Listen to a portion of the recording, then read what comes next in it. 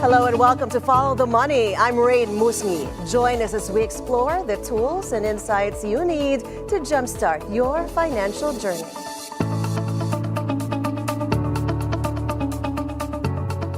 In recent times, the Management Association of the Philippines, or MAP, has actively voiced its stance on various pressing national issues, from urban transportation policies to economic legislation. Today, we are honored to have with us MAP Chairman Eddie Yap, who will provide insights into these developments and their implications for the country's management and business sectors. Eddie, good afternoon, and we appreciate you joining us today. You're welcome. Welcome to Follow the Money. Ed, you've been MAP Governor in charge of traffic, transport, infrastructure, trade, tourism, among others, since 2015. And the MAP recently described the removal of the EDSA bus lane as ill-advised and expressed concerns over its potential impact on traffic congestion. Could you kindly elaborate for us the association's main apprehensions regarding this policy change?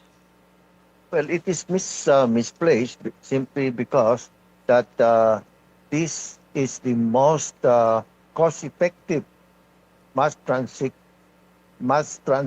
measure that was adopted by the government so far, and it's doing very well, despite the fact that it's not yet completed, and therefore it's now being prepared for privatization. And do you agree with this move to privatize the bus rail system? Yes, in fact, we advocated that. Is there a particular system that we should be pushing for in making sure or turning it over to the private sector? Well, in a privatization under the PPP, the concessionaire will take charge of development of the system, and what we expect is that it will be transformed into a bus transit system, or a BRT, and that will be it will be rendered more efficient than it is now. And of course, over and above the bus lane on EDSA, there's still the worsening traffic conditions in Metro Manila. The MAP had already called for a state of calamity to be declared even last year. What specific measures is MAP or you are advocating for to address this crisis effectively? Well, we said that somebody should be appointed as traffic czar, and that to take charge of the traffic problem. Now, we recommended that Manila be divided into 4 zones, with each zone headed by a zone manager, because Metro Manila is quite large. Therefore, the traffic condition in these 4 different zones are not exactly similar, and therefore the zone manager should be responsible for the traffic condition in his particular zone. You also pointed out that infrastructure development remains a concern for businesses.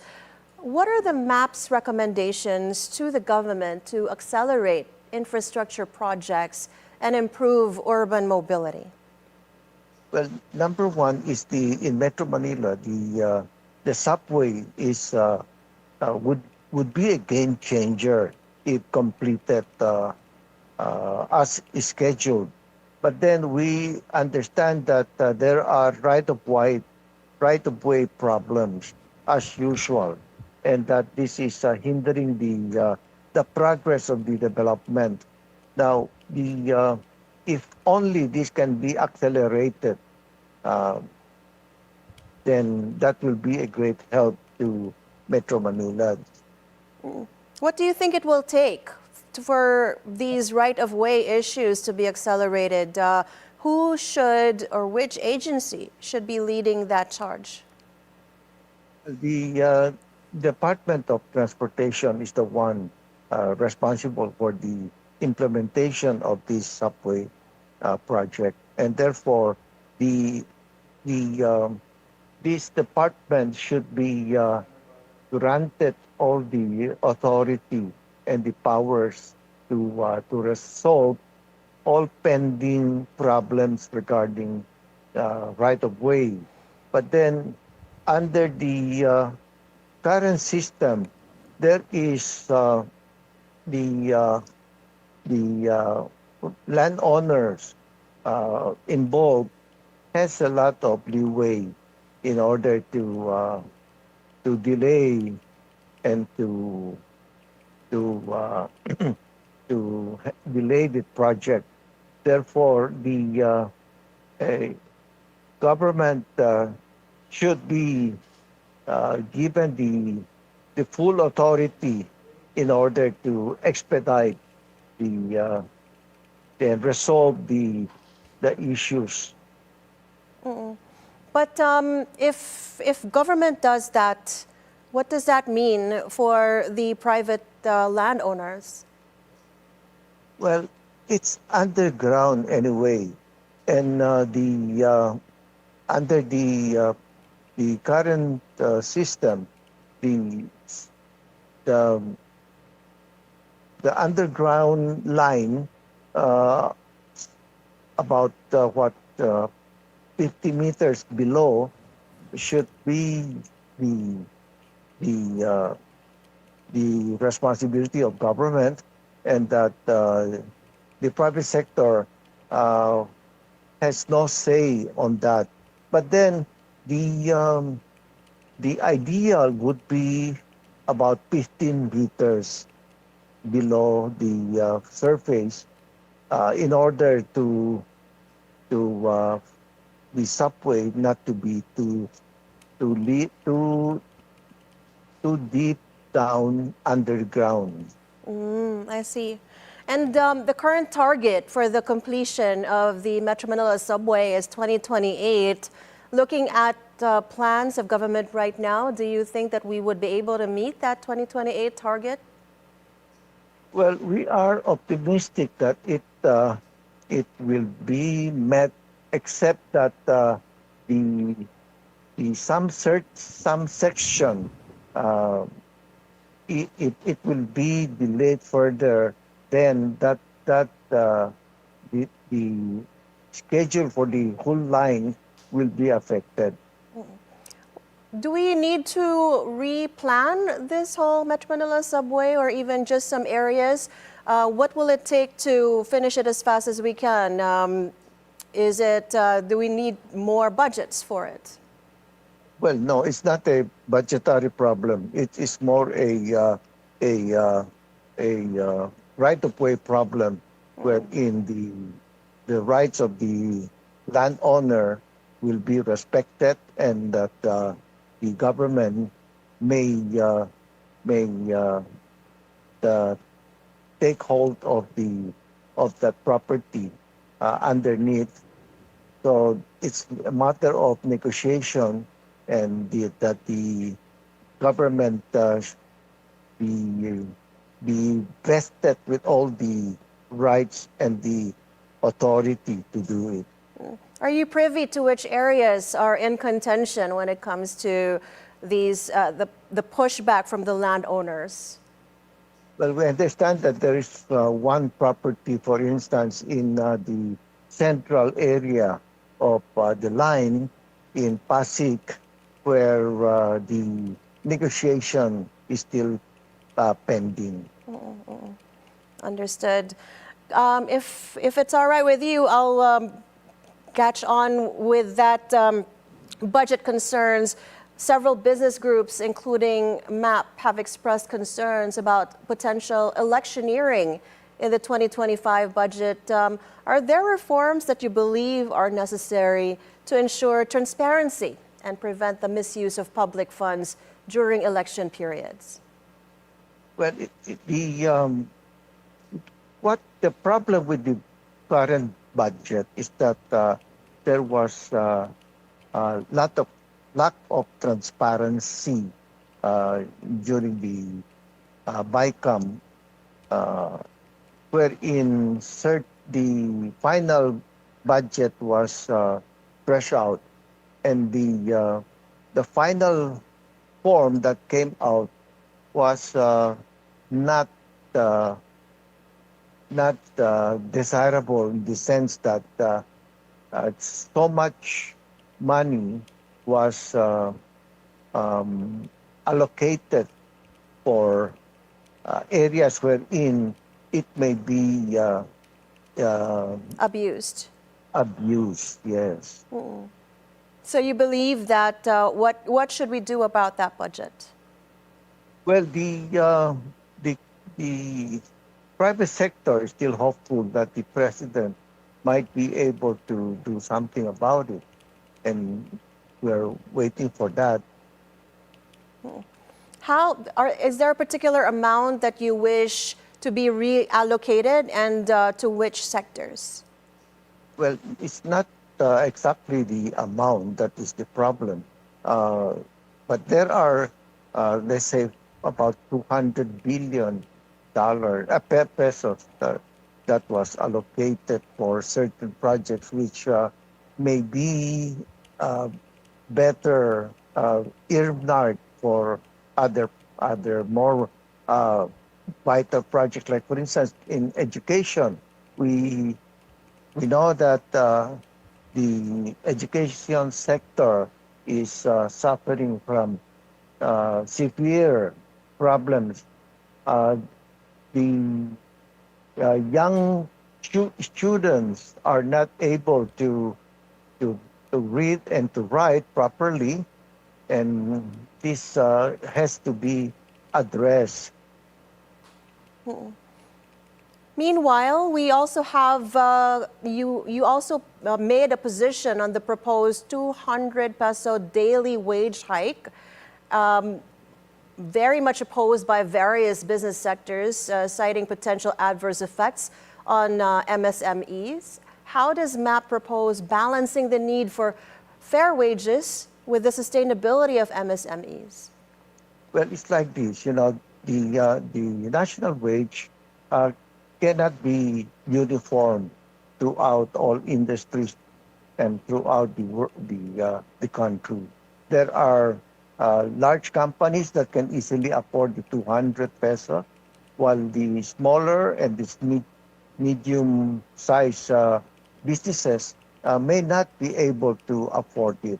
So therefore, if the 200 pesos increase will be applied all throughout, it will create problems. And the what will happen is that there will be closure of businesses, and the result will be less than what we expect. Is the proposal then to apply the 200 peso wage increase just to the employees of certain large caps? The Again, please.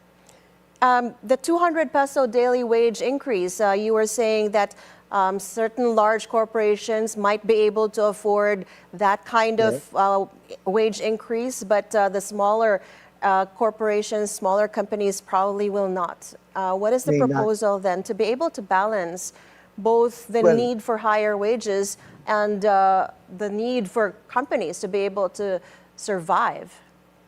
well, we have this regional wage board where the wage increases is being adjusted on an area by area basis, and I think that should be the solution. Understood. Well, Eddie, Mr. Yap, we have to pause for a few reminders, but we'll dive deeper into these pressing issues with MAP Chairman Eddie Yap when we return. Stay on BNC and follow the money.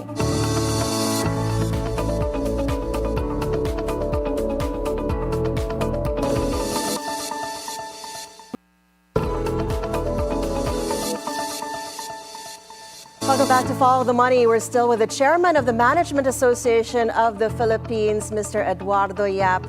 Mr. Yap, in light of the recent political tensions between, of course, we're talking about the U.S. President Trump and various countries, primarily Canada, Mexico, and China.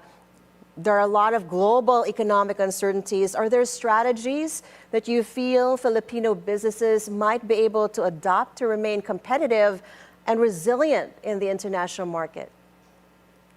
Well, so far, the Philippine economy is not affected by the developments in Washington, D.C. The recent 25% tariff increase on aluminum and steel are not a vital factor because our industries are shall we say not exactly geared to these materials, and that China and Vietnam, for instance, are the primary source of supply for the Philippines. Yesterday we had an event where... Plus Australia, I should say. Plus Australia. Yes, sir. Yesterday, Philippine ambassador to the United States, Babe Romualdez, was saying that one of our advantages in the Philippines in terms of trade is critical minerals. So he was advocating for the strengthening of the mining sector as well as nickel and ore processing. Do you agree with this position? Well, yes. Our mining sector is poised to take advantage of the situation, except that the sector is not fully developed. We are primarily exporters of raw minerals, and we don't have finished minerals to export. So you think that we should, or government should endeavor to, invest in developing the mining sector? The mining sector is quite dependent on energy, and as we know, the energy cost is quite high for for refining minerals, and therefore that is a handicap that we have to hurdle. Right. In other stories, there's also ESG, environmental, social, and governance factors becoming increasingly important in business operations, though we seem to be seeing a pullback of that under the Trump administration alongside DEI. Do you feel that the Philippine companies should be following suit, same as the Trump administration, pulling back on ESG as well as DEI? Well, we have not really backpedaled on this, and we are still into these policies, and that. But we are watchful what adjustments we need to make in order to conform to that of the United States. You, as MAP, have a theme for this year, focusing on management excellence for a progressive Philippines. Can you share with us some specific initiatives or programs that the association is undertaking to promote this vision? One of the key areas that we were affected is the ease of doing business, and that we believe that if red tape, for instance, can be addressed, that will help a lot in solving the challenges that are being faced by businesses. Do you feel that our current crop of candidates for the midterm elections, of course the midterm elections are approaching, do you feel that our current crop of candidates have the qualities that the MAP believes are essential for elected leaders to foster a conducive environment for business and economic growth? It is the observation in general of the private sector that we that recent slate of candidates for the Senate, for instance, can be improved. But then that is what is already on the table, and we have to make the most out of it. Do you have some final words, perhaps, for some of our viewers? Many of them are coming from the SME sector. Reminders for the midterm elections and the upcoming economic challenges we have. Well, as in the pastoral letter that was read 2 Sundays ago, is that the issues facing society must be addressed, and we need to adjust to this situation. Now, the on corruption, transparency, that is a major concern, which can be addressed individually by the electorate. And so the way they vote will definitely make a huge impact on how we move forward as a country.